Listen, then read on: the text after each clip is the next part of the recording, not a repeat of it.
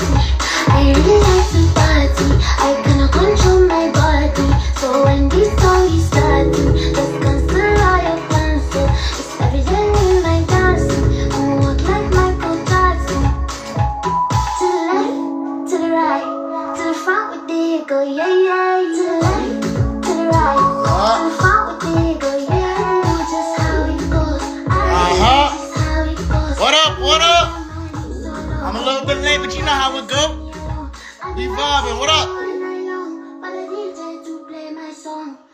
Hey, what up? What up? What up, everybody? It's your boy Jerzey, and I'm back with another episode of Black Culture, the Breakdown. Alright, so if you don't know, we are a infectious show giving a whole bunch of vibes about movies, politics, dance, everything in between, and of course, pushing the culture forward. Yes! Alright, today we got the dope and legendary, I'm going to call her legendary, Miss Taja Riley, who will be in the house tonight breaking everything down. Alright? Yes! So, what y'all need to do right now is hit this arrow, bang, bang, bang, bang, boom. Send this live out to everybody because we definitely get into some things tonight. Alright, we get into some things tonight. Alright, if you know any dancers, choreographers, creative directors, make sure you tell them to pull up because tonight is definitely the night to definitely tap in, and we're going to make sure we end up with a solution. I'm sure she does, with how to push the dance community forward. We're getting these people to respect dancers as a craft. Yes! As artists. Yes! And of course as businesses. Alright? We ain't gonna forget that. Taja, we're about to get you on here right now and rolling. How y'all doing though? I see y'all in here. What up, Alexis? Patty, I see you in here. Lotus, what up? Hello, hello. Hey, what's up? What's happening? How are you? I'm great. How are you? You know, it's been a very long day where, when you have one of those days where you literally have not moved like the entire day because you're filled with so much work. That's kind of what happened to me. I literally had so much work in front of me that I did not leave this seat that I'm sitting in right now until it was time to get ready for the interview. So I'm glad to be here and doing something else. Well, you know what? I'm happy that you are here, and I'm grateful that you accepted the invitation to come on and definitely have this conversation. Of course. I'm just happy to be around. Of course. Alive, after you turn the big 3-0, you just start going to sleep at like 8:30 o'clock. Okay? Yes! That's 100% facts. Okay, so Taja, tell the people who you are and what you do. Okay, so my name is Taja Riley, and I create just like everybody else creates, except my expertise involve the artistic talents in the entertainment industry. I'm a director, a screenwriter, a dance artist and athlete, as well as a dance advocate and activist. And I DJ. I do a lot of different things within the entertainment industry, but really anything that interests me to be able to express myself as an artist is kind of what I dive into. Definitely. Okay. Yes! To all of them things, okay? You definitely a woman of many gifts. But let's get into the dancing, because I know that's kind of like when you go on your Instagram page, I feel like that's the first thing that people kind of see you as. How did you get into dancing? Break us there. I got into dancing actually through my parents because it's so funny because there's multiple people that ask me this question, how I got into dance, and it's not the most orthodox answer for that question. My dad is a music producer. And my mom actually is a model, that retired model, but also dealt in the industry as a dance artist growing up. And I didn't have any rhythm. So, yeah, so I was born with no rhythm. And my dad was so embarrassed. Every time music came on, I would be like, couldn't get it together, which is really funny because I ended up being the the person that loves music the most out of my entire family. Um, and yeah, so pretty much my mom was like, okay, well, what should I do? And he was like, do something, just put her in something. So they literally had me learning 6 instruments at the same time as getting into gymnastics and dance. And I actually ended up falling in love with dance. So as I started to get older, all those extracurriculars started to break off and the focus started to be only dance. And yeah, I grew up on the East Coast, so that whole lifestyle and culture of celebrating, you know, expression. I feel like I can't speak for people that lived on the West Coast, but I know that that was definitely the effervescent flow of the streets. And my family is a New York based family, and then I grew up in the DMV. I grew up in Virginia, so the whole idea of expression and individual expression was so like prevalent in the culture of the DMV culture. So yeah, that's my little short story. Of course, but you say like your dad's a music producer. First of all, your dad is the legendary Teddy Riley, okay? Yes. So you had already a crazy influence in your life. Now let me ask you, did you see or get a chance to experience really dope dancers that made you feel inspired? Who were you looking at that inspired you? Actually, when I was growing up, I grew up with a love for concert dance and classical dance. So one of my role models was the late great Danny Tidwell, who was featured on So You Think You Can Dance season 3. He actually came from my studio. He was my dance teacher's adopted son. So that was one of my first role models. And then Desmond Richardson, which you might know from which you might know from Dance Theater of Harlem or Alvin Ailey.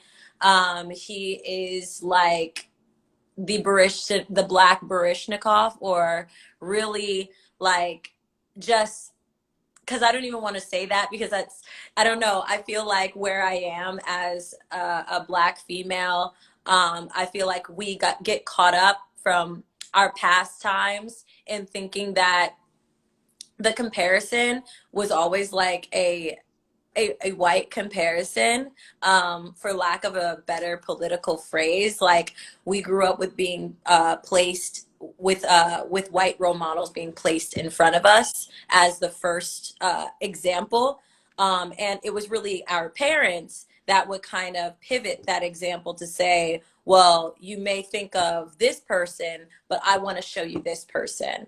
And so, you know, aside from Desmond Richardson, Janet Jackson was that first for me. So my mom introduced me to Janet Jackson. I think I saw the Velvet Rope concert at age 10. Listen, it's a good music. Can't deny good music. It was necessary though. Well, you know what? Janet Jackson's definitely one of those people that I think even every dancer just wants to be a part of. Let me ask you this. How did you actually start taking your training seriously? Like, I think there's a lot of dancers in the chat right now that maybe are new to dance and want to get into it. Mm-hmm. Begin, Taja, and just kind of like figuring out the ropes and trying to figure out how to land gigs. How was that process for you, and how can people connect it now in today's era? I think for me, if what you're asking is like my like with my training specifically, how wait, ask me again. Ask me again. Ask me again because I want to make sure I get it right before I answer this question. No, good. In terms of your training and just kind of building up your craft, you have 0 things on your resume right now. Right. You're beginning, Taja. Okay. Seriously? Yes. When I was younger, I used to compete a lot with my dance company, and I was one of those people that I was so fearless that I just, every single thing I was in the front row, even if I wasn't good. Like, actually, my older sister danced when I was growing up as well, and she was in that same company, and she would get so embarrassed because I wouldn't have it all together, but my confidence thought I had it all together and would present this notion of like, you should be watching me, look at me, look at me, look at me, because I've got something to share. And so that charisma, or I guess that work ethic and attitude or mindset to the craft actually helped me grow and excel much faster than others. But I took that for granted until there was one specific year. My parents actually split. And when they separated, they actually both decided to move to Atlanta. And dance companies are the equivalent to families, you know, in the convention world, in the dance convention training world. So it was kind of like I was leaving my real family, and it almost killed me. And I was very emotional about it. And before I left, there was this nationals that we would compete at the beginning of every summer. And so my mom told me if I won the title, then she would figure out a way for me to stay at the studio and train the next year. And I went so hard, and I got first runner up. Okay. Yes. Let's go. Second, no, I got second loser. That's second loser. So I got first runner up. Okay. So I didn't get the title. And the rules were, Yo, you had to get the title. title.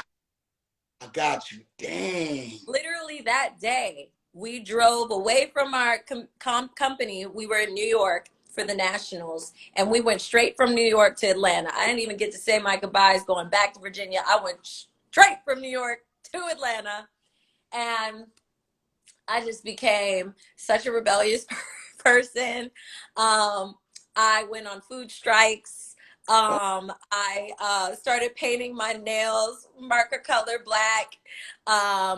And I just had a rough go at it at public school because I was raised in private school. Within the first week, I got my laptop taken, my iPod taken. Everything was taken. Anything electronic that did stuff with technology taken, gone, just gone. It was just done. I was unraveling. And then finally in like November, there happened to be a student from my studio that just looked at me like a big sister, and she cried because she felt like she didn't have anybody to look up to at the studio anymore. She cried to her parents, and the mom, her name's Lisa Miller, she talked to her entire family and decided she was going to basically adopt me, right? And take me in so I could finish my training. So she told my mom, she talked with my mom. My mom kept it from me. And then it was time for us to drive up and visit them for a holiday party with my studio. So I went to the holiday party, and that was my Christmas gift, to come back to the studio. And so as soon as I came back, I just went so far in because I was so behind, and it was like one of those crucial years. I was 14 going on 15, and it was a very crucial, that's a very crucial year of training where a lot of things, your adolescence is just like shaping up to be something different, and it's adjusting, your body is changing, and just a lot of things start to set in terms of habits or flexibility or strength and whatnot. So yeah, like I just went ham, like all in the paint. And I was like homeschooling. So for my homeschooling days, I would be like steady trying to get ahead. And then I would spend somewhere between 8 to 12 hours at the studio every day, taking every single class I was supposed to take, two levels above me, 2 levels below me, and all the classes in between. Got you. And that summer that we went back to that same nationals, I won the title. Let's go. Yes. Let's go. Now, the biggest takeaway from that was you just kind of went hard. Yeah. I mean, there was that, and then there's also looking back at it now and seeing, going and doing the bare maximum of yourself and what you're called to do. If you just focus for a period of time, hyper focus, it can pay off for years and years and years along down the line because of the habits that you pick up along the way. And so I learned that lesson coming out to LA, because that one year, that one title is what made me a YouTube sensation. That one title is what made my name get out to LA before I even moved. That one title is what had everybody thinking, who is this woman? Who's this girl? Who's this girl? Where is this girl? And so as soon as I got out to LA, that hard work paid off for the next 6 years of my career.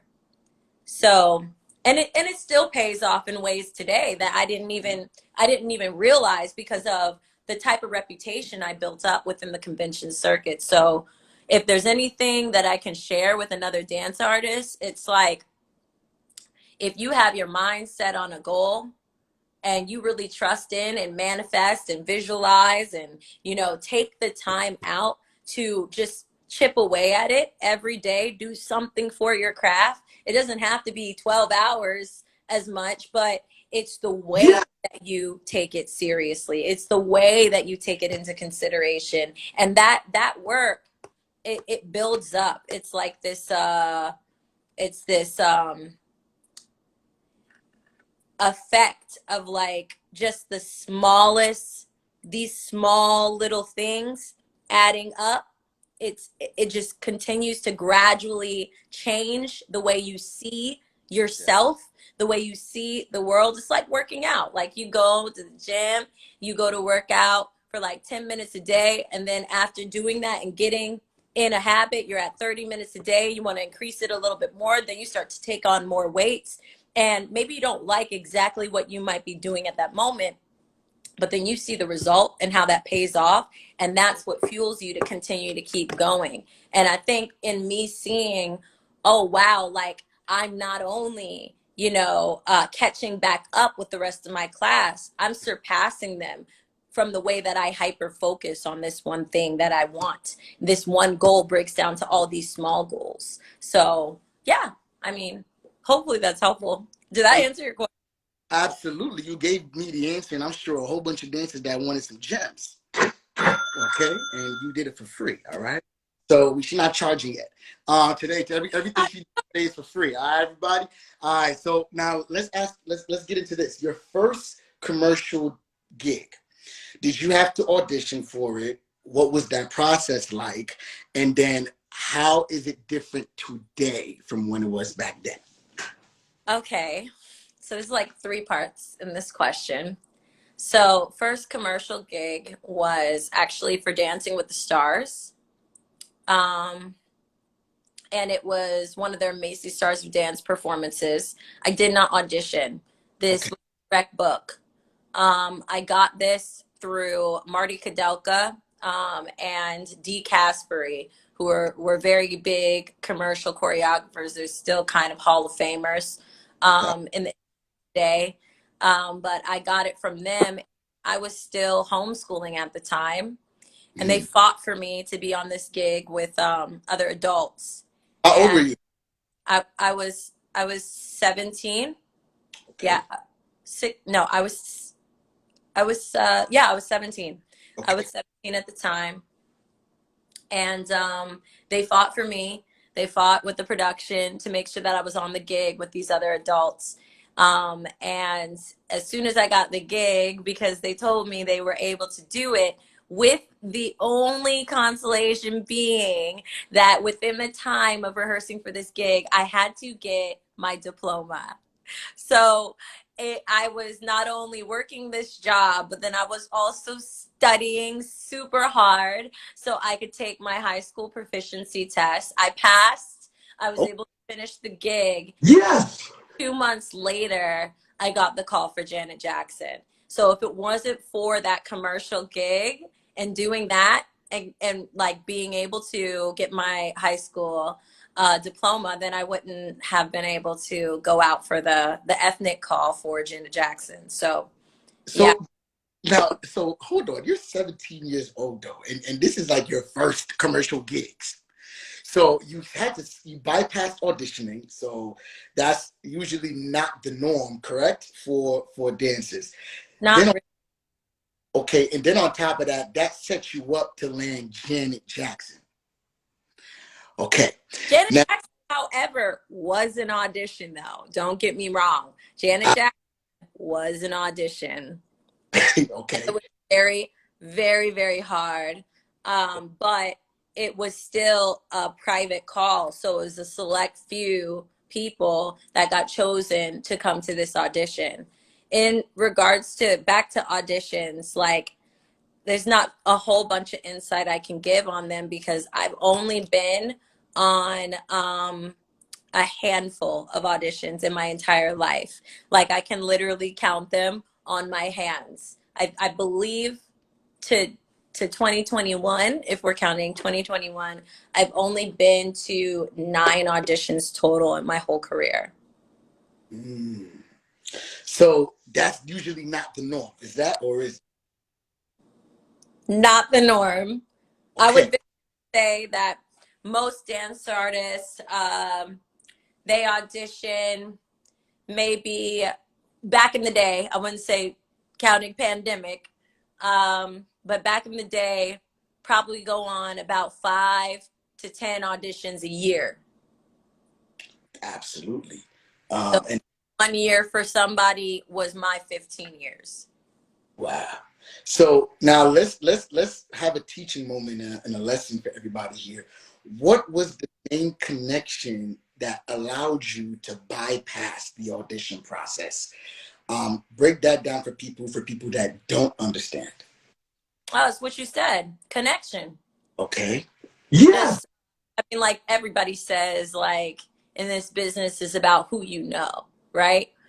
There is talent to a certain extent, but a lot of these people that, were direct booking me from jobs, they heard word of mouth, my work ethic, who I was, or had been previously inspired by me. And some of them were my peers growing up within the convention circuit or my teachers within the convention circuit. So people like Misha Gabriel or Marty Kudelka, that's how I got my first job. It was because Marty and Dee Caspary already knew my talent. So it was kind of already out there, So yeah, it's a lot about who you know. Even my Monsters, the Monsters show that I was in, if you know what Monsters of Hip Hop is, it's a convention, a hip hop focused Got you. convention. And every year they select a few handful of kids, that talented kids from around the nation, to perform in this show in LA. They Mhm. put it together. It's 2 weeks of very intense rehearsals. It makes you feel like you're on a gig, Got you. and that's how they structure it. But they utilize industry professional choreographers to create the show, rehearse you, choreograph for you, and then when they have the show, they present you towards an audience of not just other peers within the dance world and colleagues in the dance world, other professionals, but also producers and directors, other choreographers, other creative directors, movement directors, and then casting agents. And so you kind of get this leg up into the world. And in my first year out here, I was assisting Brian Friedman, one of Britney Spears' choreographers. And he asked me to be in the show, even though I wasn't selected as part of the main cast. I was in one of the specialty numbers.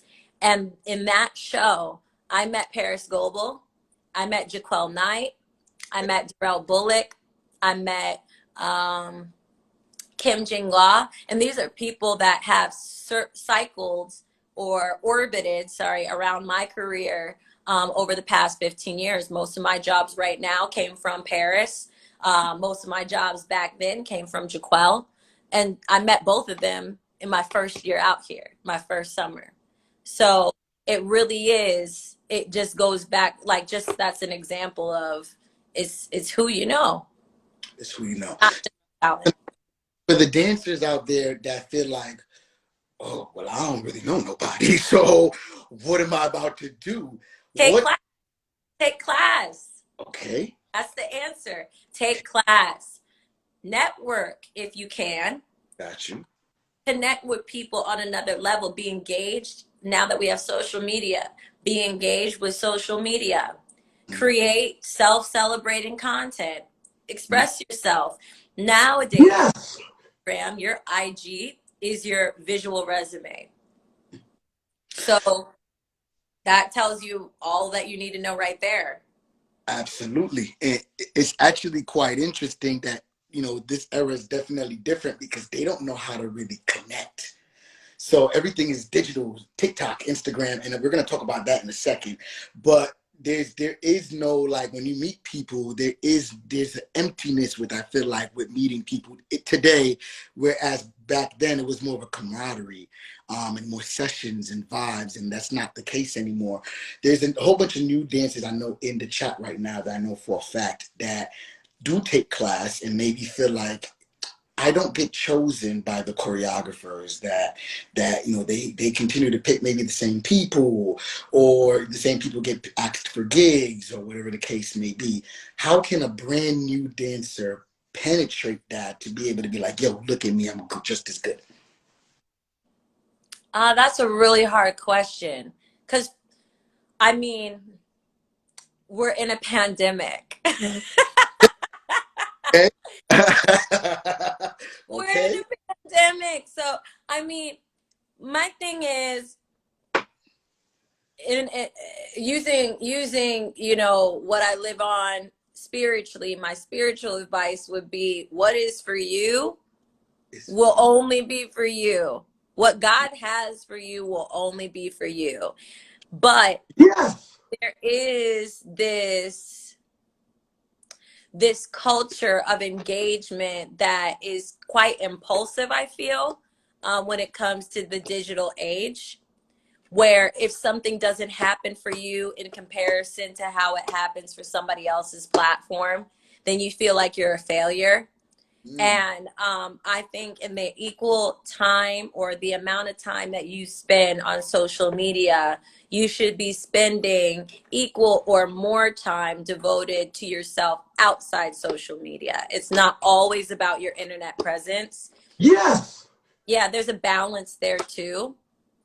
There's got to be a balance for what you feel is necessary to accomplish with your platform, versus what you're set on and what your purpose is outside of digitally sharing with somebody your fake life, the fake version of your life, or the curated version, not going to say fake, but the curated version of your life. Outside of that, there's this whole other level of practice and method and ritual that you have to exist with and find a way to champion and dedicate or devote your time to, so that you're in order and that you are not coerced into coveting or pressured under duress to post something. And some there, like, it's not like this is all in theory, because this is a work. This is constantly something that you have to work at. But the way I grew up and the way I came out here to LA was building a list of goals. I kept a journal of goals. And before I moved out here, it was actually my dance teacher that told me I wasn't ready. And I was like, you know what? I'm going to show you. I'm ready. I am ready. And so I went home and I wrote in my journal all my goals, everything that I saw for myself, every ambition that I had. I wrote it down and I was very specific. And I visualized that. I looked at it all the time when I was here. I'm not going to say it was every day, but it was at least once a week that I was looking at it and trying to see how I was tracking. What can I do? And doing my due diligence. I feel like people mistake this idea or concept that everything's just gonna fall into your lap, and you got to go get it. Yes. You've got to go get it. And I think for me, it was learning, okay, if I want something, let's try and figure out the logistical way of getting there, and then let's figure out the creative way of getting there. And that logistical way is usually, okay, research. If I want to work for a certain choreographer, all right, what agency are they with? Should I be with that agency? Are there other choreographers with that agency? Where are the agents going to be? You know, who works with that choreographer all the time? Am I taking class with them? Like, there's that side. And then there's also the, well, sometimes after you do all the work and you set it up, it's now my expression. If I wanted to dance for Janet, I'm going to start training in that manner, like a Janet dance artist would, you know? And that's the creative way. And then leaving everything else after the logistics and the creative up to God and up to the universe's cycle. Because as soon as you tell the universe, or as soon as you tell God, I'm ready to commit, because he already wrote it. So as soon as you tell God that you're in agreement with what he just destined for you, then that starts the time period to get you there. Absolutely. Yes. Let's go. I took so much away from that. Like you I talked love about, man. Listen, they here to stay, okay? Yes. Yes. Like you talked about manifestation without talking about manifestation, and you talked about so much of the mental game. You talked about the dancing and getting to know the choreographers and training, but then you talked a lot about politics. You talked a lot about playing a mental game of chess, because that's really what it is. You know what I'm saying? What do you say to the dancers that are super talented, but they hate social media? You were like, yo, you are one of the best dancers I've ever seen, but they, for whatever reason, feel like, yo, nobody books me or whatever. And I know a couple of dancers that I can think off the top of my head like that. What do you say to those dancers that hate social media?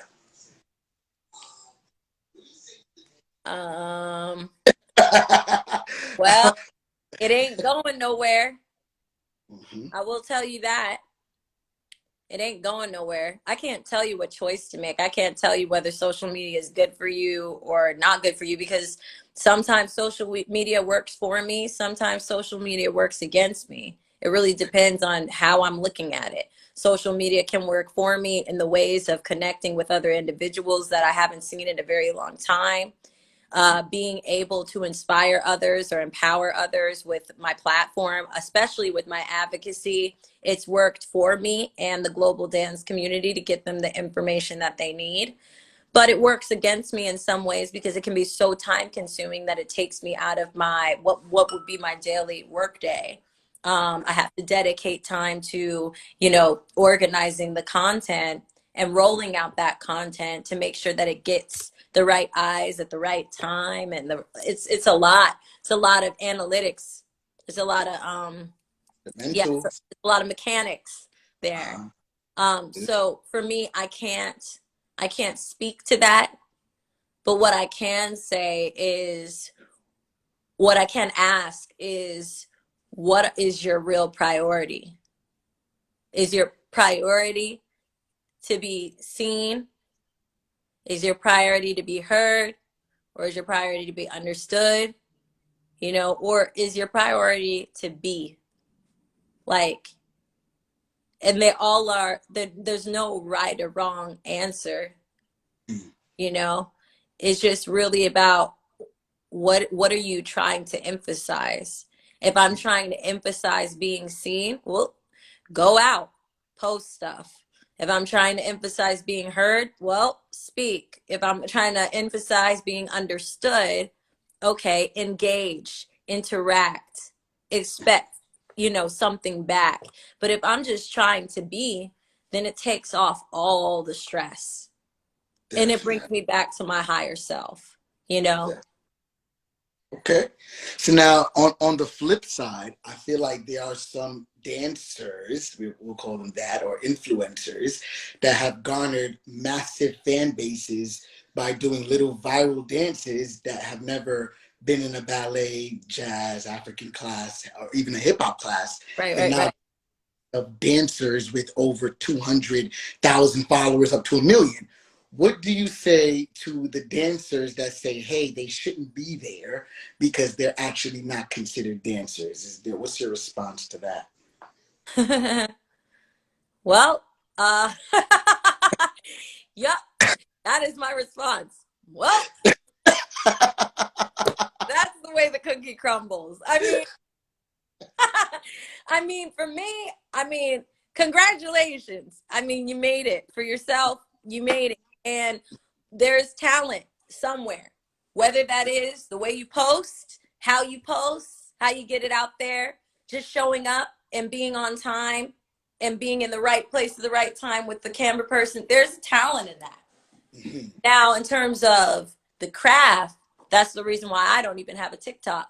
I don't think that it benefits my community to have a TikTok because we're not where we need to be in financial value and appreciation and respect and equitable power in order to make the TikTok Yeah. everybody is making.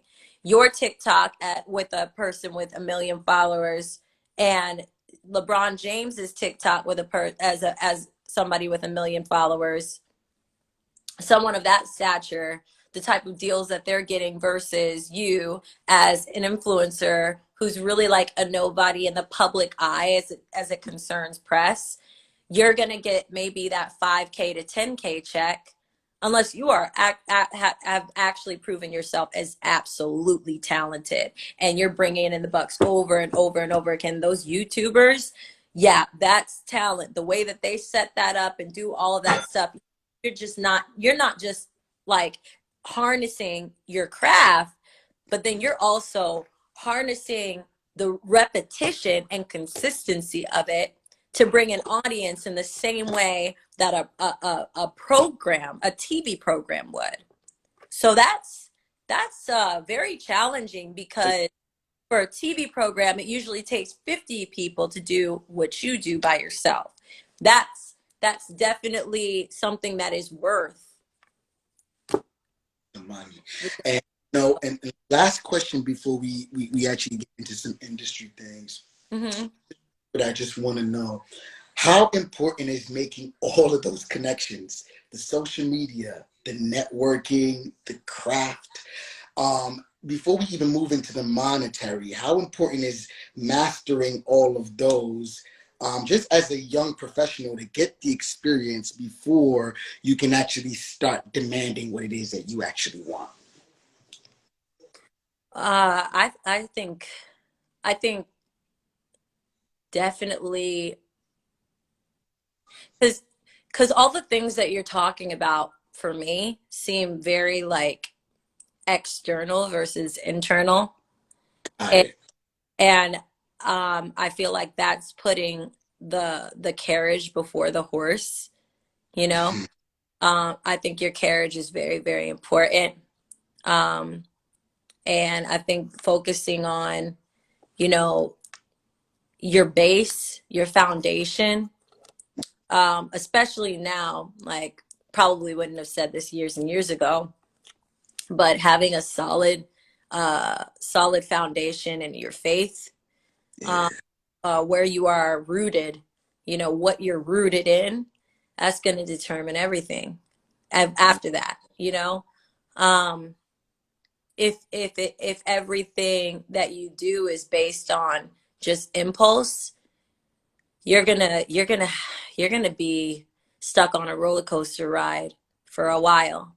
And there's even things, sometimes in my life where I get a little off track and I'm on that roller coaster because I forget to go back to my anchor and my roots, which is God for me, and I forget to counsel, and that's like my number one counselor. I feel like, you know, if you feel that you have no responsibility to your higher self and your purpose and your calling, good luck. That's all I can say. I don't want to speak anything on anybody's life, but good luck. That's going to be tough, I think. I think it's going to be tough. Absolutely. And I feel like that answer was perfect. And I think a lot of times as dancers, we're just trying to figure it out, just trying to figure it out. What's the next step? What's the next step? You know, and you're just trying to figure it out, and we forget to make sure we do the internal work, because then everything will fall into place once that's right. You'll know how to be consistent. You'll know what gigs work for you. You know which choreographers work best for you. You know which energies you want to be around, and it would all fall into place. And that's actually a gem right there. And don't get me wrong, and like, yeah, it is, but don't get me wrong. Yes, there's a strategy, there's a work, you know, faith without works is dead. But like, if you're not like, you know, setting that up for yourself after finding that base and that roots, you cannot ask things to just fall into your lap. There is a certain amount of work that will be cut out for that goal. It's like that same example people give with you know, the man that wins the lottery, the poor man that wins the lottery. That poor man has a poor man's mindset. So a lottery for him and a lottery for a stockholder or somebody that works in, you know, a corporate, you know, industry, that's two different lotteries. Absolutely. One will maintain and sustain his wealth. One will lose it in a week. Absolutely. And it's like, you know, you change your mindset, you can change everything that happens after that. Go. So yeah. Change your mindset, and you can change everything that happens after that. Quote that and put it on a shirt, Taja. Sell it. All right. So I probably got that from somebody else. It's okay. Everybody recycle quotes out here. So let's jump into this now. You just explained so beautifully pretty much the journey of a dancer, and I wanted to do it that way because I wanted people to understand what it even takes to be a dancer and just your journey to what brings you to what it is right now. You just recently had a gig with Sevyn Streeter, or was supposed to have a gig with Sevyn Streeter. And you said that Sevyn Streeter doesn't protect, she doesn't respect, and she underpays her dancers. And I wanted you to, you know, be able to explain to us how that is the case. Well, for the long story short, because I'm not going to explain the whole thing, but what I will say is, and this is really not, this is straight up facts. This is not talking down on her. I think she's an incredible talent. I think she is inspiring by her talent. But there is this disease going around for, you know, independent artists and even some A-list artists that are established and really have it together, of thinking that we don't matter, and that thinking that that we're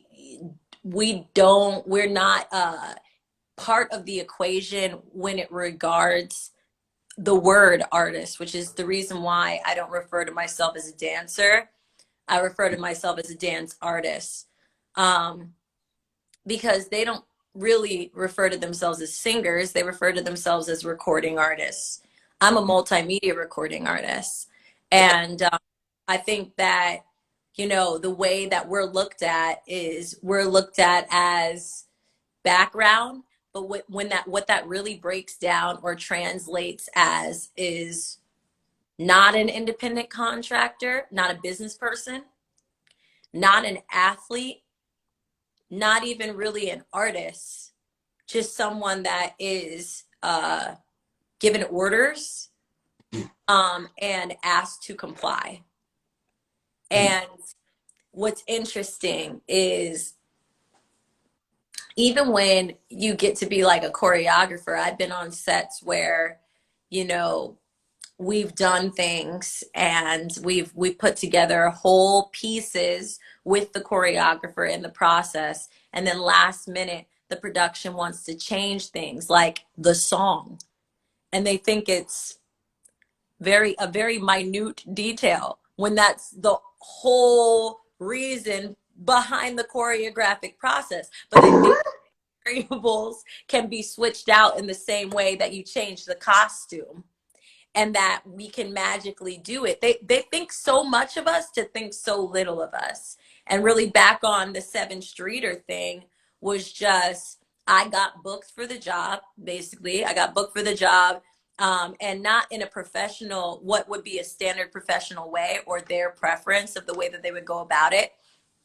And me and my manager were just asking the right questions that you would ask if you were an independent contractor. If I was a wardrobe stylist, it like I just put it in the shoes of a wardrobe stylist, because a wardrobe stylist gets a holding deposit when they get booked for the gig, so that they can go and shop, right? And then they don't wait 30 days to get paid. They wait a week, tops 2 weeks, but that's really pushing it. Most of the time they get paid literally the next day because of the things that they're going to get for the job. And we're not taken seriously in that manner. But I approached it from the sense of, okay, I need a contract, I need a deal memo, I need like within that, I need the agreement of terms and conditions, right? But because they weren't willing to do the contract route, and they were willing to do deal memo and invoice, and that means separately the things that usually go inside of a contract, like the liability clauses, like the talent release, like the COVID safety protocols. Now I would need to get those separately as separate sheets of paper. And that's how I pursued it with my management, via my management.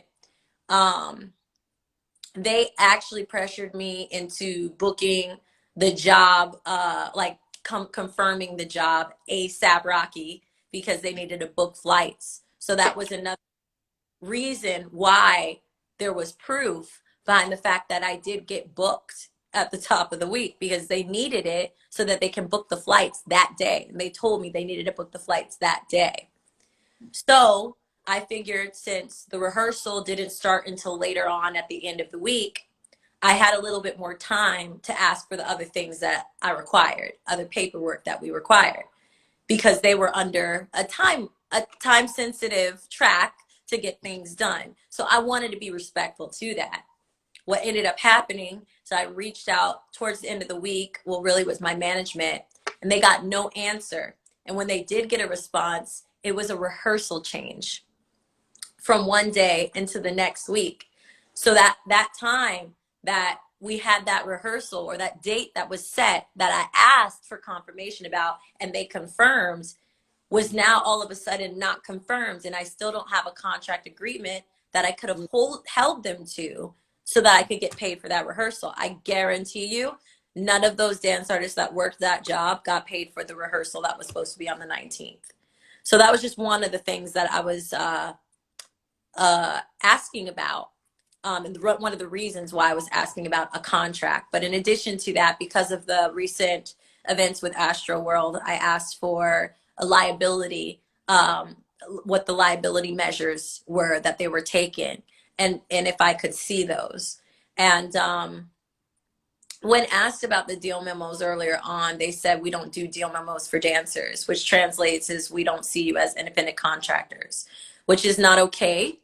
And when I asked about liability measures, they said they didn't have any forms of liability or any way to protect us while I was traveling under their care or performing under their care, which that's not okay. And the reason why it's not okay is because in a situation like what happened at Astro World, where Drake was on stage with Travis Scott, because Travis Scott didn't want to stop the show and Drake was his guest or a supporting act, which dance artists are seen as supporting acts of the artist, we are under the supervision, or the Umbrella.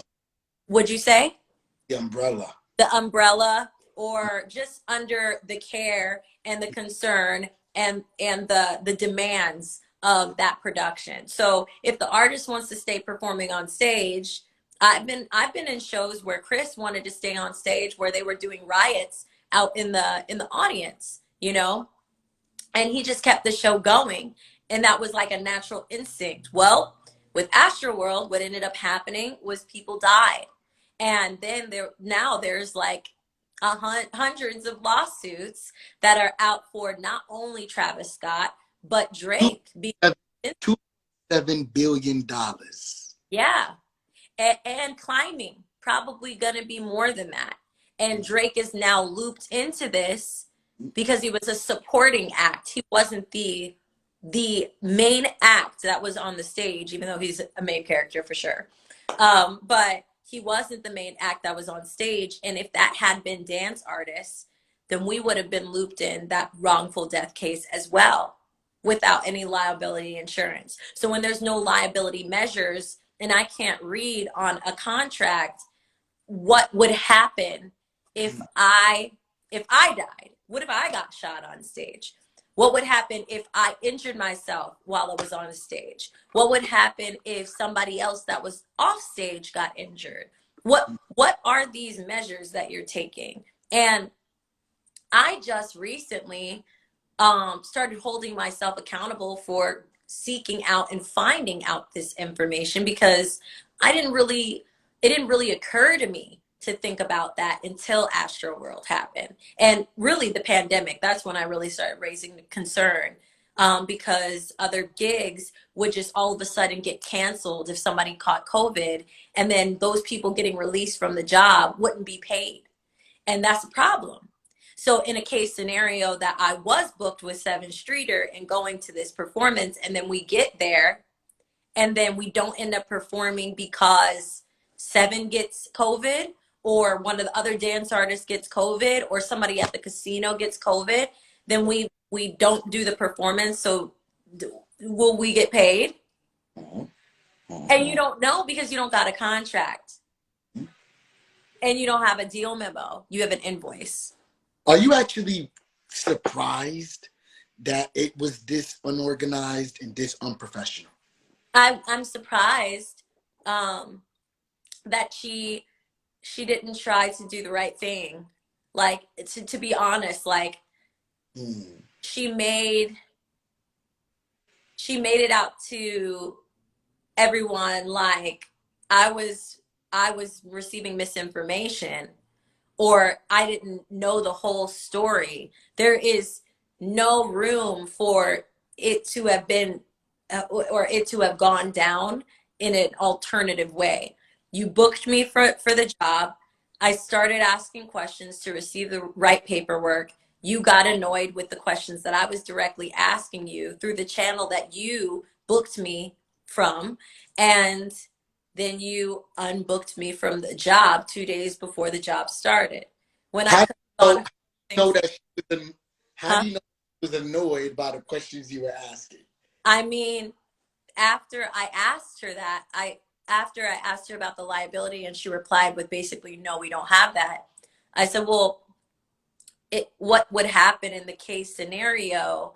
Like, are you saying that we're not protected at all if something were to happen to us? And then I left a voice note, because I didn't want her to think that I was coming at her or attacking her. And I just explained, my perspective of, the way I'm looking at it is like I'm a body, I'm a human being, and I'm working for you. And I would not be going to Connecticut if it wasn't for you. So I just want to know, how, even if you don't have like liability insurance, at least can you provide me with a liability waiver saying that I'm at risk so that I know what I'm getting into? Because if not, if I were, and this is something that really protects her, not just not protects me, it actually protects their company. Because if something were to happen, and God forbid there was a fatality or a casualty, then my parents are coming after you and Okay. you're in full camp. Okay. And that's the reality of it, is when things are not properly taken care of, then people suffer consequences. Absolutely. And that's really that was really it. It was just that. And she had tried to get at me through one of the past choreographers that initially gave me the job way back when we did the Guilty music video. And he's a buddy of mine. He called me up and was like, "Yo, Sevyn says she's been trying to get in touch with you." I hadn't heard from Sevyn, and her assistant and her mom have my number. So if she really wanted to get in touch, she could have sent me a text, said, "Sevyn wants to jump on the phone with you. What time are you available to talk?" But that didn't happen. Mm. So she got at me from another choreographer. I guess I can only assume what the reasoning was behind it because they still haven't contacted me back to this day. And they've only fed, my manager silence. So when all in all, when I got on the phone with him, I explained it to him and he was like, "Yep, that sounds about right." And on top of it, like there was a history of them doing being cheap.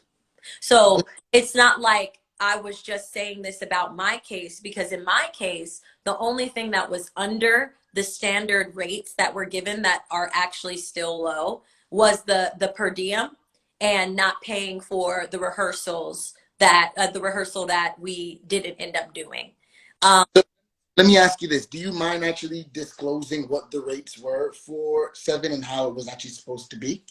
Yeah, so in the past for like other music videos, I can't speak to what those rates were because I agreed to them even though they were low. I did that music video because of my friend Johnny, the choreographer. But for this job, the rates were 250 a day for the rehearsal, right? A But lot of hours for the rehearsal. huh? How Eight many hours. hours? Well, 6 to 8 hours. They could Okay. have kept it for 8 hours, up to 8 hours. Um, then there was like a travel rate, which is 175. That's the rate that she gave. It wasn't like she gave the wrong rates for that, but she didn't give the right rates for per diem. Um, Mhm. Low. It was 35 a day. You can't feed yourself all 3 meals with 35 a day with the cost of inflation right now. It just doesn't happen. Um, for in terms of what Dancers Alliance website has is 66 for Los Angeles 2021, but there's a whole lot of information behind that in terms of Dancers Alliance having low rates still in comparison with SAG-AFTRA, and even some of SAG-AFTRA's rates are still very low. Some of them still haven't changed since the 90s, and that's a serious problem. But in terms of Sevyn's alignment with that, the only mishap was missing that day of rehearsal that we were supposed to have originally on the 19th. Out of everything, I should have at least gotten paid for that rehearsal because that day had already passed before I was unbooked. So I should have at least gotten paid for that rehearsal. Then on top of that, the per diem was at 35 when it's supposed to be 66. But this is not the only job that I recall where Sevyn is paid lower than what she was supposed to pay or offered lower than what she was supposed to pay. So that's all I can say there. Okay. Um, both all the choreographers that have worked with Sevyn, and Sevyn knows that it was low and it Mm. wasn't. And there's a lot of times where she's trying to do the okey doke. For instance, for the music video, around 14 dancers were put in one room to change, one small room to change. We weren't, but we didn't find that out until we got to set because we found out she just rented an Airbnb for the Guilty music video. And the person that was hosting the Airbnb basically told them you can't eat inside. Meanwhile, outside it's super, super, super cold and we need to keep our bodies warm. And they lacked the equipment to be able to keep us warm and the equipment outside so that we could eat while things were being shot, things were being filmed. So there's just like, if I were to break it down and nitpick there's a whole lot of things that happen, not just on her production, but tons of other music video sets that are not right, or they're not the proper working conditions. If you were to compare us to athletes, which we are athletes. And in terms Yeah. of, you know, the way that an athlete gets treated on a job, we are nowhere near that level of consideration and respect when we do equal or more than what is asked of an athlete that handles a single sport. Absolutely. Let me actually, and I want to go in that direction, but I want to close it out with, do you think that people make it bad, or not people, dance artists, dancers, choreographers that take gigs that are way below the standard means of what they're supposed to be paid for the clout, for the opportunity to say, I dance with Sevyn Streeter or whoever it is? Yeah. Do I think that dance artists do it? I know dance artists do No, it. do they get bad? Because then now it's like you're Well, there's a yes and there's a no. I can't tell a dance artist how to create their livelihood, but I think it's really the system that is wrong. The system has wronged us. The way that the system is set up is so that we're pressured or oppressed or forced into these types of situations where we feel like it has to Yeah. be about clout, um, if it's not about the check. And never really about the check in the way that we're treated in terms of that. In that comparison, you know, there is it's a challenge. It's just a challenge because it's like, I guess the best way to give the analogy for somebody that doesn't dance is like when you're going to buy an apartment, you're shopping for an apartment. There's always this like subconscious rule system of you're going to have to sacrifice something, right? And it's like you might get the patio, but they won't have a pool as an amenity, or you might get the pool, right?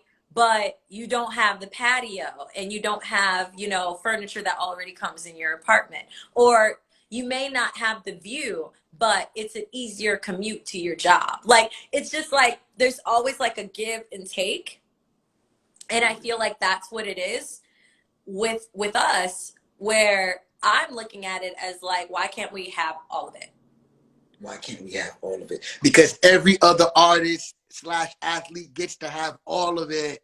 So, it's interesting, Taja, and a lot of things. I'm trying to be, super unbiased here because I'm having the interview. So, but I can relate to 100% a lot of things, or everything that you're saying, because, I don't understand how we're spiritual, we're physical, we're mental. Dancers do so much, and we have to give it and we have to leave it on the floor to make whoever the central artist is to feel and look great. So why not pay us in the same regard? I don't see why, not to call out anybody's favorite artist, but Rihanna can be a billionaire, even though she hasn't done music in a while, but a billionaire, and dancers are struggling to make it even to a millionaire mark. I just don't see. Not millionaire. That is even not even a Paris Goebel. I can't talk about her finances for real, but I highly doubt she's a millionaire. I love her. Oh, I love her, and she's okay. living a great life. And Sean Bankhead is living a great life, and Jaquel Knight is living a great life, and Marty Kudelka is living a great life. But are they millionaires? No, I wouldn't say that. We struggle to get past the 5K mark. We struggle to even get past the 100K mark per year. It's really tough. And I can't put anybody's money on Front Street once again, and I can't assume what they're making and not making, but I'm pretty sure in terms of the comparison to a recording artist versus a choreographer, or a recording artist versus a dance artist, that we are not even hitting 1/15th of what a recording artist makes in terms of pay scale. Absolutely. And there's a lot of people that's in the pot. There's executives, there's managers, there's the actual recording artists. Um, why is it that they don't respect the art of dance? What is your opinion or your overall analysis on that? I think it's a cycle. I would say they're stuck in this cycle, and we're stuck in this generational curse. We're stuck in a cycle as well. You know, it's I think most people that are new don't really know anything about, you know, what it is that we do. And then the people that are old head, you know, are like, this is how it's always been done, and this is how we've been able to maintain in terms of residual or profit or equity for ourselves. So why would we change it? Mm. But I think that that's the reason why this mission that I have and many others have, for advocacy or advocating for dance artists, and also just bringing more awareness to the amount of value that we do deserve and respect that we do deserve and consideration. We're making these small steps.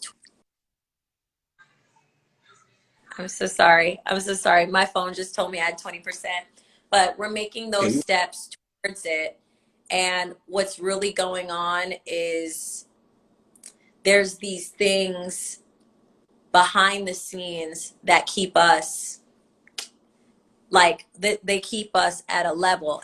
Every single time that we take one step in the right direction, we take 5 steps backwards, because us as a community, a global community, we're not even on the same page.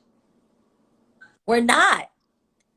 The Broadway world is not talking with the concert dance world. That's not talking with the commercial dance world. That's not talking with the live performance aspect world. That's not talking with the underground world. We have no platform or network.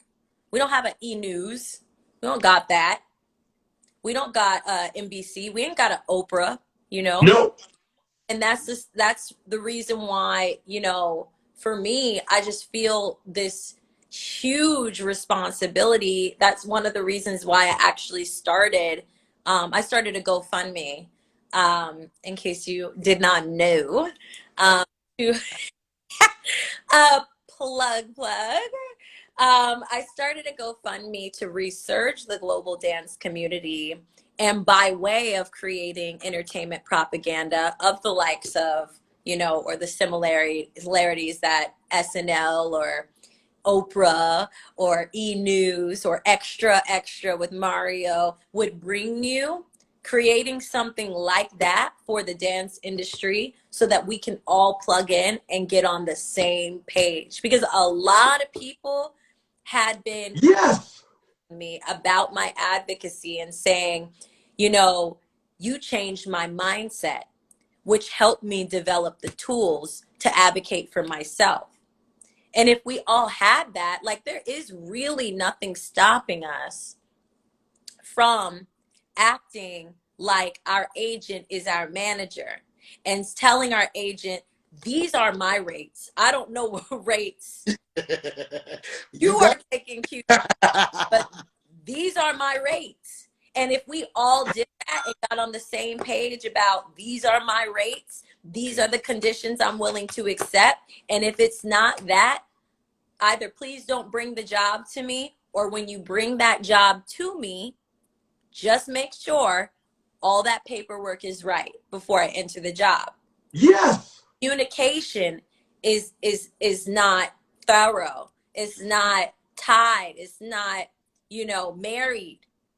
They're not on the same page. And when you're a manager, the only way that you're making money is if you can bring tons of work and tons of connections to your client, right? And you're usually, as a manager, you're dealing with 2 to 3 clients, maybe up to 10 clients, but nothing more than that. When you're an agent, you represent a mass of people. So you're giving options to every client. Your client is not necessarily your talent.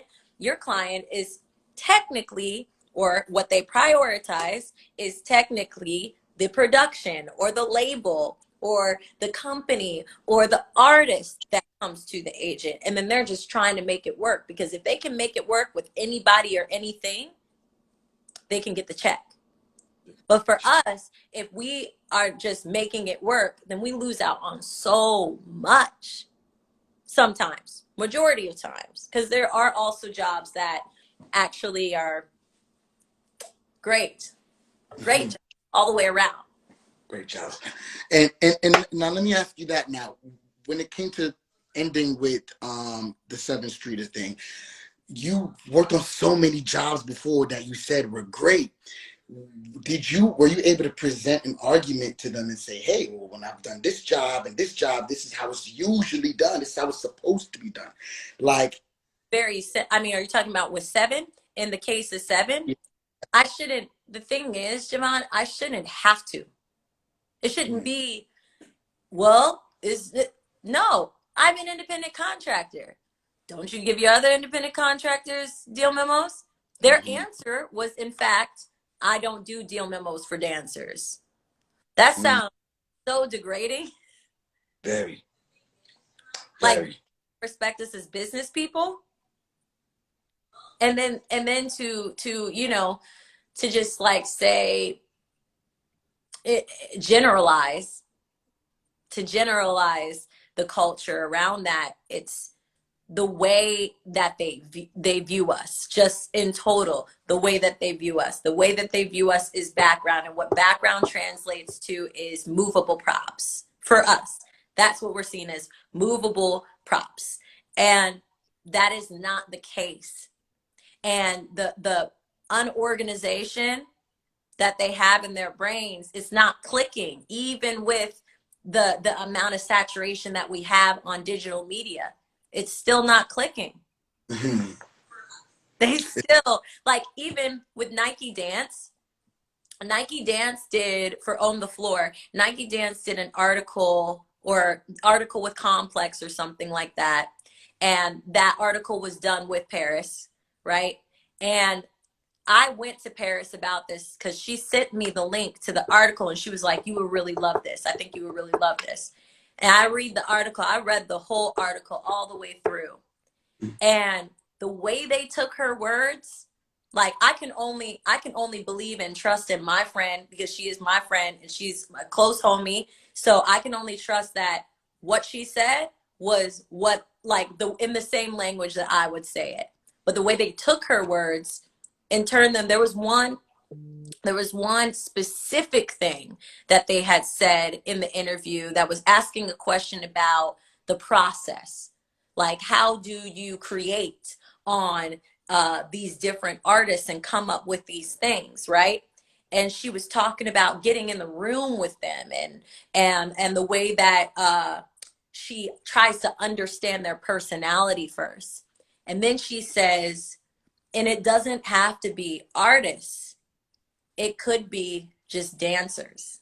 And that was the disconnect. That what they said, I can't say that Paris was the one that said it. What she said was, singing artists, it doesn't have to be a recording artist. It can be a dance artist. But what they translated that to somehow was, it doesn't have to be an artist. It could be a dancer. Quote unquote, that means, or translates to, dancers are not artists. And there you have it right there. There you have it right there. I've been on a whole bunch of gigs, and I have a school called Lotus Creations Academy, if you guys didn't know. And artists reach out all the time because I have a lot of dope choreographers that come to the school and teach. So artists are like, oh, can you get me? I love how she danced. I'm like, okay, well, everything costs money. So, whatever, if you would have discussed, these, we could just throw $100 and then she could just, I'm like, it's just, I don't understand the mindset. And some of these artists are artists that's even been around for a while. Yeah. So it's just, the respect just is not there. And then it's interesting to hear from their point of view. Then how about if we just get 2 dances? Then how much that's gonna cost? And it's just to hear their mindset. Like, they say it like we're stock. They say it like we're cows. Like, all right, I can't afford this. it just doesn't, it don't make sense. But I'm glad that you are speaking and you're researching the global alliance to bring the dance community together so we can all be on one page, because I do think it's crucial. Yeah, I need a lot of dancers that settle for less because they feel like they have to, and they're not able to pay. I don't mean to interrupt you, but I'm saying even when they actually do get more than what that bare minimum is, they feel like, should I be getting that? Like getting scared. Like, really? Like it was not. Really? Really? And it's really, that's really the standard. Bro, I should have my own dressing room. Yes, I should. Yes, I should have my PT here every day. You should be paying for my massage, the massage therapist for the team. Yes, there should be an acupuncturist or a medical specialist there. Yes, we should have warm-ups. Yes, warm-ups prepared for us and drills prepared for us because we're athletes. So yeah, we should be training for stamina and endurance for a tour. Yeah, we should be doing drills. Yes, we should have our own hotel rooms, and they should be 5 stars, and they should be the same hallway as the artists. Yes. Okay. Yeah. Okay. And as a matter of fact, we can get first class. I heard that there was an issue with you, like, trying to get. He's saying business class. Yes, I have symptoms of dissociative identity disorder. I don't want to claim that on my life, but I have symptoms that show dissociative identity disorder case. And so my manager was like, I know how you feel about certain materials and textures, how Kim feels about that. And so he always, this is not just with dance gigs now, he always goes for because all of his other clients are artists. So this is the first time he's working with a dance artist. So he's like, this is the bare minimum that I go ask for Rocky, Pretty Girl Boxing, like the Bad Girls Boxing. Like he reps Rocky and he reps Dylan Gonzalez. Like, he's that's what he's used to. So he's used to repping other athlete influencers. And so he just thought, same, and was like business class. And then he also understood my sensitivity. So he knew, how I wanted to position myself for that. But when they said they did business class would not be an option, I was like, okay, I'm fine with that. And I would have been fine with that if everything else was right, and I was willing to wait out the week for everything else to get right. And it just did not get right. Like, did not turn into the right thing, which is sad because I really am still rooting for her. I hope she did right by these other dance artists. I hope she paid them for that other rehearsal. I hope they did get liability insurance. They didn't lie about it to me when they actually decided to respond. All I really wanted from that dance industry horror story was to get the response of, you know what, I'm just going to do better. And what I got in turn was I was able to provide information to others around the world and how to deal with that situation and maintain a level of grace. And I realized that in me not getting that job, that it prevents a lot of other people from going through that. I wasn't seeing that before, but I feel like it served its purpose. I'm very grateful for Sevyn for making the mistake that she did, because not only taught other people around the world how to get educated on what to look for, but then how to go about it when you're not receiving it. And it doesn't have to be, I felt I was in a position where I had to be accountable because of my advocacy. People are watching me, and I was in a group chat with all of them. So to be going to that rehearsal and to share the stage with people when they know that they're not getting treated right, when they know they're not getting respected, and to see me also complying, it's a different message now. I have no choice. I don't have a choice anymore because I let go of that. I made a decision in turning my platform into an advocating or activism platform, I made a decision that now, because I'm being watched, I have to do what's right by my community. I have to. Because if not, I look like a freaking hypocrite. We don't like them. Okay. No. Taja, like, you said thank you for Sevyn for making that mistake. I want to say, well, thank you for you for actually finding the courage to be like, yo, I'm calling it out. And that your video circulated. I don't know if you know, but it is everybody's talking about it over here in New York right now. It's all through the everyone's talking about it, there's a lot of people that were just even excited about this interview just on this neck of the woods because it's so prevalent and it's so relatable because every dancer can relate to a part of that story. It maybe if not the full thing, but a part. Oh, And just what I'm saying, just yeah. feeling not feeling like your talent is good enough to be paid. You know what I'm saying? When it's like, yo, I put in hours of training and you know what I'm saying, you gotta do your own hair, your own makeup, your own everything, right? And it's like you're gonna try to And sometimes, which that's not right either. But the thing is, we grow up in this industry with this mentality and mindset that if I cannot do it, they're going to find somebody that will because we're replaceable. We're easily replaceable. So we're getting this. This is a mind control, form of mind control. They're setting us up to, even if we want to cheer on our peer for getting the job, there's still that little subconscious effect of, I got to be better than my peer, because if for some reason that my peer falls apart or can't do a certain skill, then I got to be able to step in. I've been on jobs before where they've whispered a little something into a colleague's ear about, learn her whole track. And then you now see this colleague standing next to this other colleague while this colleague's still learning and trying to get it. And it's putting this level playing competition, this unequal level playing competition in there that's like, not, it's not fun. It's not fun. It's not a fun work environment to be. no.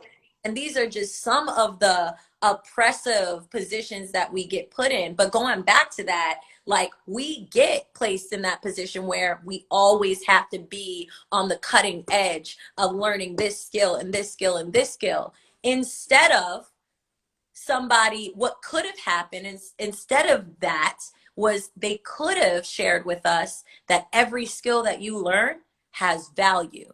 Now, if they would have approached us or presented that mindset, then I would have gone into this dance business saying, wow, I learned how to do my makeup. What are the makeup rates?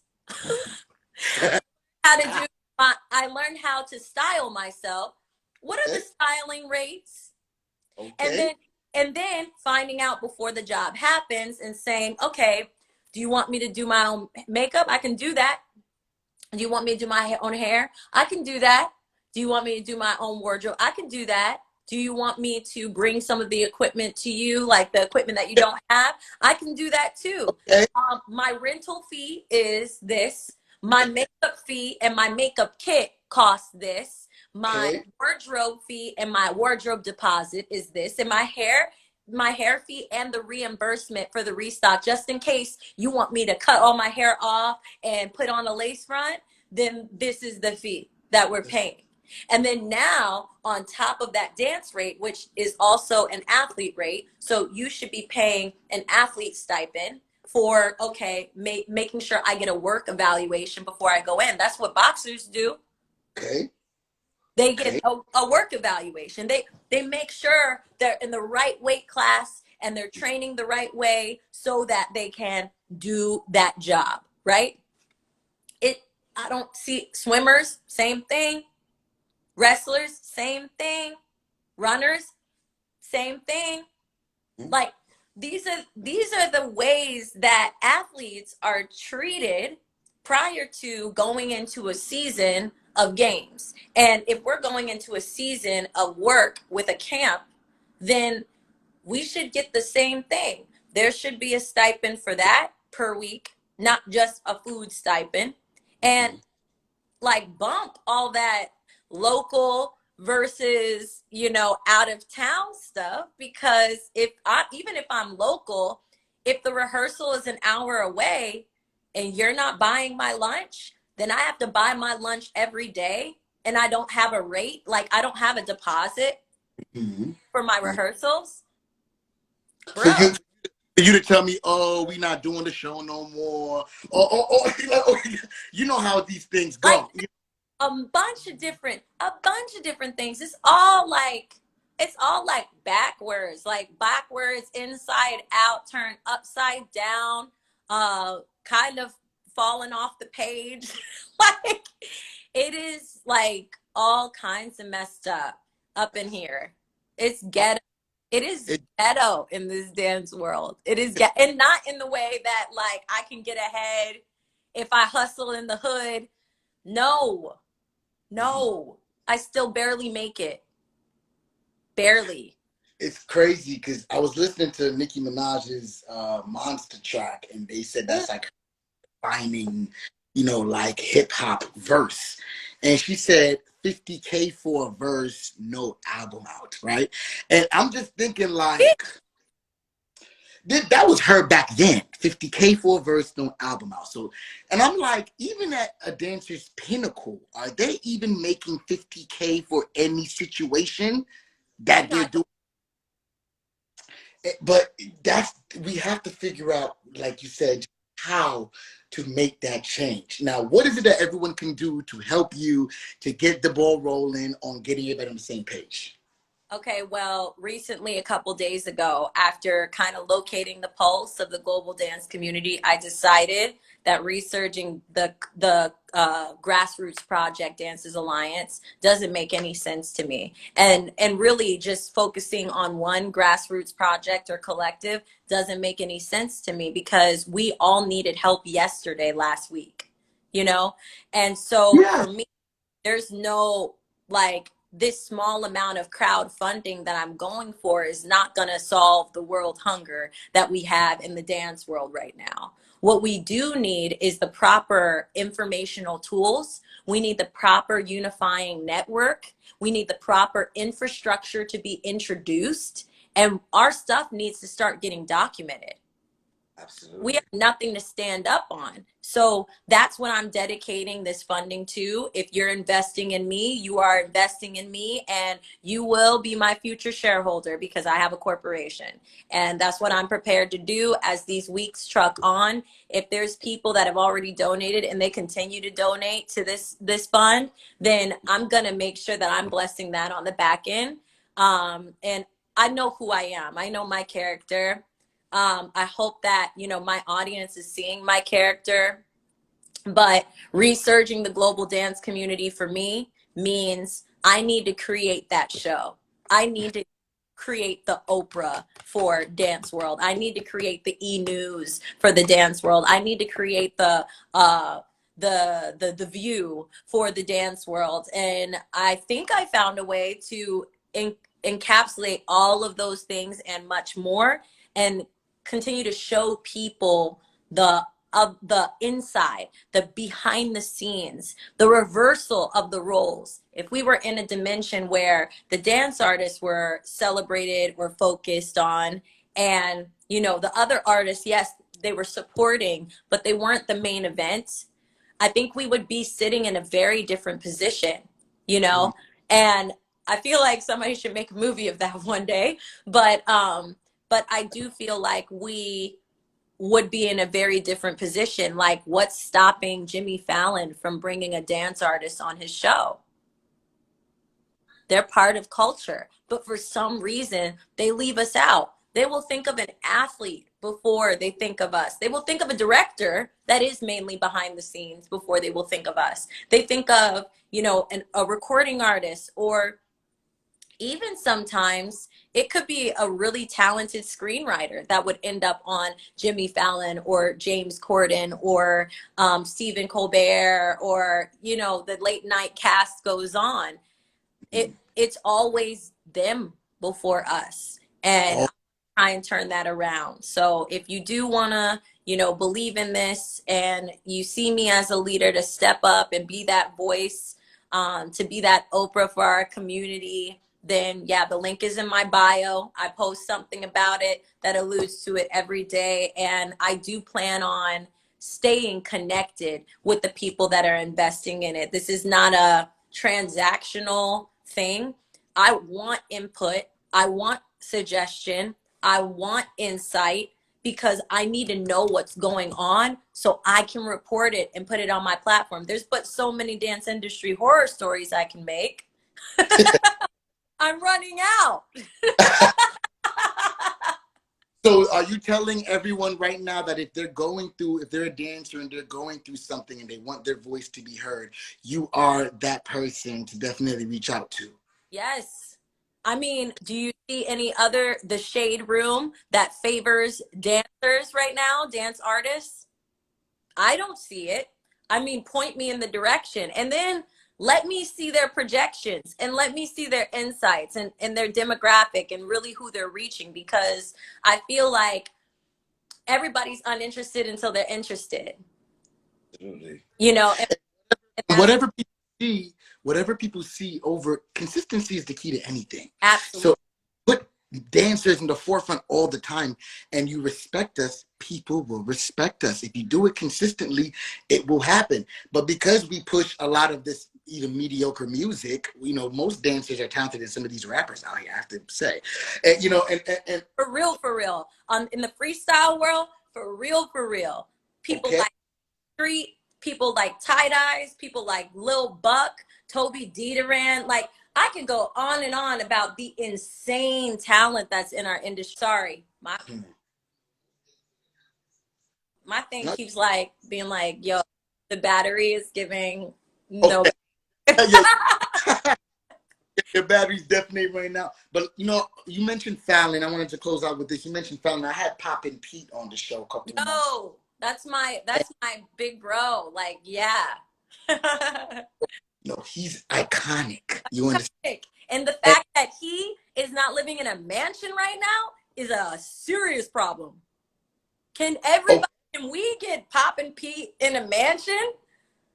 Can we, I'm not even kidding. Like, these are some of the reasons why I started it, because like I every day, like every day that I'm training, working, connecting, I am seeing the LeBron James of our industry. I am talking to the Michael Jordans of our industry, the Simone Biles of our industry, the Michael Phelpses of our industry. I'm seeing the Angelina Jolies and the Leonardo DiCaprios of our industry, and they are not making their pay grade. And then these collectives are like, let's try and bump up the rate from 250 to 275. Bro, talk to me when you're bumping up the rate from 275 to 27K per day. Why don't you talk to me about that? I'll be in that conversation.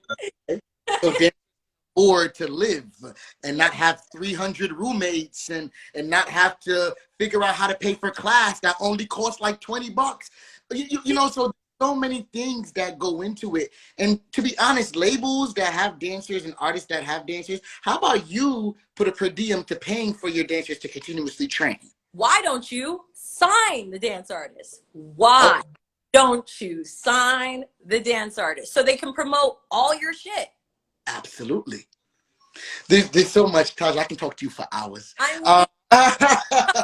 And you know, we're definitely going to continue this conversation. And you know, it's so much more to be had. And I'm connected to it personally, which is why I'm so passionate. And I can see your passion. Same. And you are going to do a lot of dope work, and I'm here to support you. We are here to support you. And we're looking forward to just doing really dope work together. Definitely. Man, let's keep talking for real. Let's stay connected. I'm not playing with you offline. Like, let's stay connected. I think there's a lot that we can do when we start, you know, adding up more players to the team, you know, colluding with other teams. You know, that's really what I want for our industry, because the more that we can band together and put people on to other homegrown things, this is the same thing that's happening with POCs. We are now supporting our Black businesses because we're getting word of where those things are. Yes. so that we can really be that community for ourselves? Well, there's another marginalized community. That's dance. Dance industry is marginalized community, and they are the real underdogs of the industry. And if we just band together and support each other and give each other equity opportunities, like right now, hey, with my startup funding, I can at least take a portion of what you would be volunteering and compensate you. But I can, on the back end, because I have a corporation, also offer you shares. Like these are the things we got to start doing instead of the homie. We need to start investing in corporations for ourselves and LLCs for ourselves so that we can really run ourselves like businesses. No more for the homie. Let's do for the shares. Let's No. for the equity. Let's give each other more opportunities. If you are in the LA area, by the way, and you want to help out with this movement and you want to offer some sort of volunteer service this time around, and you have something that's beyond dance that you can do, PA, coordinating, event planning, project managing, any of these kinds of things, running social media, graphic design, I'm sending out an APB for you because I want my people in these seats. And that's the only way we give each other those opportunities, and we actually do these passion projects that will become dollar signs. Because right now we are in that are not homegrown by dance artists. So guess what? We're feeding that beast that oppresses us. Absolutely. We're investing in Nike Dance and wearing their clothes, but that same Nike Dance campaign gave 4 times the rate that they gave the dance artist. They gave 4 times the rate to the skateboarder and to the gymnast and to the basketball player, even more than that. We're still not getting those contracts. Everybody's so satisfied with the 5K to the 10K. But you should really be thinking about how it was back in the day when they were doing national campaigns for 250K. That's what we should have been going after. And I'm not stopping until that's the case. So Yeah. 100% facts. No more dancers having to do a dance / graphic design / photography / a whole bunch of stuff because you got to figure out how to pay your rent. We gonna figure out that you're gonna be able to dance and live good with just dancing. All right, that's it. And why is it so hard to ask for that, Taja? We could talk for hours.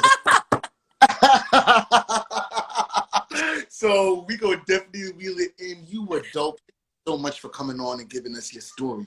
Thank you. Thanks for having me. I appreciate you. Appreciate everybody that was able to chime in or send some love or get inspired. I really felt your energy.